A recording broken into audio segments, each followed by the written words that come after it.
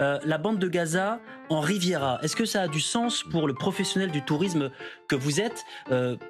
La bande de Gaza a des atouts, on l'a déjà dit. Oui, alors déjà, on peut être satisfait que le président Trump prend l'exemple de la France, de la Riviera, puisque ça vous permet de rappeler qu'on est la première destination mondiale en termes de tourisme. Paris-Île-de-France, c'est environ 40 millions de touristes, première destination européenne, et c'est 2300 hôtels, environ 200 000 chambres d'hôtels, 33 000 restaurants, cafés, restaurants, bars, et 200 000 personnes qui travaillent dans l'hôtellerie-restauration.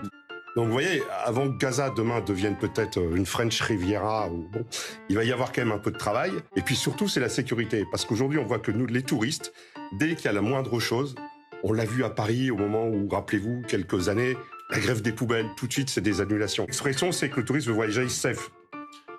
Donc Gaza, pourquoi pas, mais ce ne sera pas tout de suite, parce qu'il faut les infrastructures, il faut que les gens puissent y aller, qu'il y ait un aéroport. Il faut également du personnel qui soit formé.